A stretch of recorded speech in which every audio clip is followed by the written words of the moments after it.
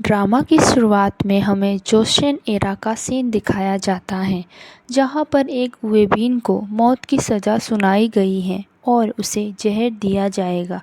फिर हमें वेबीन कांग दानसिन दिखाई जाती हैं, जो कि ड्रामा की मेन लीड हैं। दूसरे ही सीन में हमें एक शमन रिचुअल्स करते दिखाई दे रही है। ये रिचुअल्स किस बारे में हैं, ये हमें बाद में पता चलेगा। दूसरी तरफ कांग दानसिन को उसकी दासी बुलाने आती है।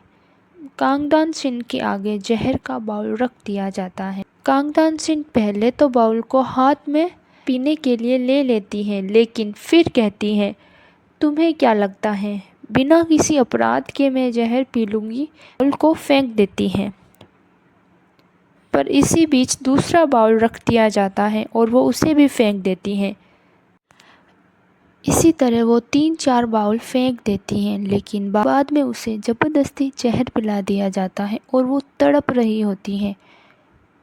फिर अचानक बारिश स्टार्ट हो जाती है और फिर सूर्य ग्रहण हो जाता है और फिर कांग दानसिन की मौत हो जाती है। लेकिन थोड़ी देर में उसे होश आता है और वो कंफ्यूज होकर कहती है, ये क्या मैं थोड़ी देर के लिए बेहोश हो गई थी? फिर जो वो आंखें खोलती है तो उसके सामने एक शूटिंग लाइट होती है, जिसे देखकर वो कहती है, ये क्या, सूर्य इतना पास कैसे आ गया? क्या मैंने जहर की इतनी मात्रा पी ली है कि मुझे बिल्कुल भी होश नहीं है? और वो देखती है कि उसके आसपास के लोग अजीब से हैं और वो देखती है कि उसके आसपास के लोग थोड़े अजीब से हैं, अजीब सी हरकतें कर रहे हैं। उसे समझ नहीं आता कि क्या हो रहा है। उसे नहीं पता कि वह 300 साल बाद किसी और की बॉडी में जागी हैं। इसके बारे में उसे आगे पता चलेगा। जैसा कि हम देख सकते हैं कि किसी ड्रामे की यहाँ पे शूटिंग चल रही है और कांग दानसिन किसी एक्ट्रेस की बॉडी में आ गई हैं, या फिर ये कहें कि उसकी आत्मा ने उस एक्ट्रेस यानी सिंच्योरी को पोजेस्ट कर लिया है। लेकिन कांग दानसिन को अभी भी कुछ समझ नहीं आ रहा। उसे तो यही लग रहा है कि अब उसे जहर दिया जाएगा, क्योंकि शूटिंग में भी वही सीन चल रहा है। और इसी बीच उसके आगे जहर का प्याला फिर से रख दिया जाता है और वो हंगामा खड़ा कर देती हैं कि वो जहर क्यों पिए, उसका कोई अपराध नहीं है, वो जहर क्यों पिएगी। और यहाँ तक कि मारने भी लग जाती हैं लोगों को।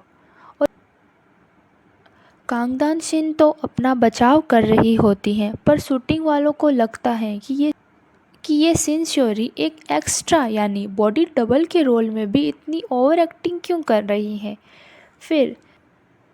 फिर सीन शिफ्ट होता है एक न्यूज़ पर, जो कि ये दिखा रही है कि सीईओ चा सेग्ये, जो कि हमारे इस ड्रामे का मेन लीड है, अपनी पावर का गलत इस्तेमाल कर रहा है। अब ऐसा लग रहा है कि हमारे इस ड्रामे का हीरो भी कांग दानसिन की तरह ही काफ़ी बदनाम है, या फिर ये भी हो सकता है कि दोनों ही विलेन वाला ही बिहेवियर रखते हैं। खैर, वो तो हमें आगे पता चलेगा। अगर हम हीरो की बात करें तो उसकी इमेज भी बहुत ख़राब है। अगले एक बिल्डिंग के बाहर लोग स्ट्राइक करते हुए दिखाई दे रहे हैं। इसी बीच ड्रामे के मेन लीड की एंट्री होती है, वो भी फुल स्टाइल में। सीन शिफ्ट होता है कांग दानसिन पर। सिंच्योरी को अजीब सी हरकतें करते हुए देखकर उसकी दोस्त उसे बोलती है कि तुम्हारे अंदर किसी की आत्मा तो नहीं आ गई है, ऐसी हरकतें क्यों कर रही हो? पर कांग दानसिन तो उसे ही सुना देती है कि तुमने मेरे सामने आवाज़ उठाने का दुस्साहस कैसे किया? तो दोस्त कहती हैं, लगता है तुम सीरियस वाली बीमार हो। अब फाइनली कांग दानसिन ये नोटिस करती है कि वो अलग ही दुनिया में आ गई हैं और कहती हैं, ये कौन सी अजीब सी दुनिया है, और कैसे अजीब से वस्त्र पहन रखे हैं लोगों ने, और कैसे अजीब औरतों ने तो अपने बाल भी नहीं बांधे हुए हैं। कहीं मैं जहर पीने के बाद विदेशी धरती पर तो नहीं आ गई। जब वो शूट लोकेशन से बाहर निकलती हैं तो अलग ही दुनिया देखती हैं और अभी भी वो कन्फ्यूज़न में इधर उधर घूमती रहती हैं। लेकिन फिर भी वो अभी तक कुछ समझ नहीं पा रही हैं और कन्फ्यूज़न में इधर उधर घूमती रहती हैं।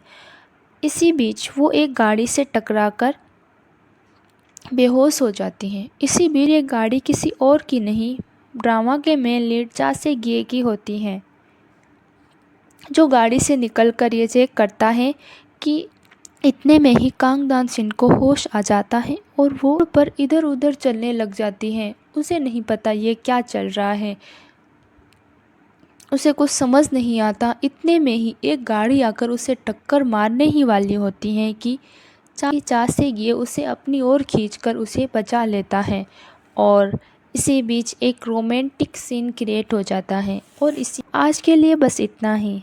अगला पार्टों के बारे में फीडबैक ज़रूर दें और अगर आपके कोई सजेशन हो तो मुझे ज़रूर बताइएगा। Like and subscribe.